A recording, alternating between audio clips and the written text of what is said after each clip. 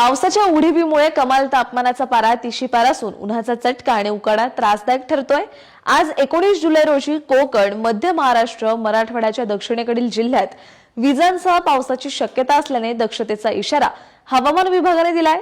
उर्वरित राज्यातही विजांसह हलक्या सरींची शक्यता वर्तवण्यात आली आहे। शुक्रवारी म्हणजेच काल 18 जुलै रोजी सकाळपर्यंतच्या 24 तासांमध्ये मराठवाड्यात तुरळक ठिकाणी जोरदार पाऊस झाला असून उर्वरित राज्यात मुख्यतः उघडीपीसह हलक्या पावसाने हजेरी लावली आहे। विदर्भासह राज्याच्या विविध भागात उन्हाचा चटका तापदायक ठरत असून उकाड्याने घामटा निघतोय। ब्रह्मपुरी येथे राज्यातील उच्चांकी 35 अंश तापमानाची नोंद झाली। आज 19 जुलै रोजी कोकणातील रायगड, रत्नागिरी, सिंधुदुर्ग, दक्षिण मध्य महाराष्ट्रातील सातारा, सांगली, कोल्हापूर, सोलापूर, दक्षिण मराठवाड्यातील धाराशिव, लातूर आणि विदर्भातील अकोला, अमरावती या जिल्ह्यात विजांसह पावसाची शक्यता असल्याने दक्षतेचा इशारा आहे। उर्वरित राज्यात तुरळक ठिकाणी विजांसह हलक्या ते मध्यम पावसाची शक्यता वर्तवण्यात आली आहे।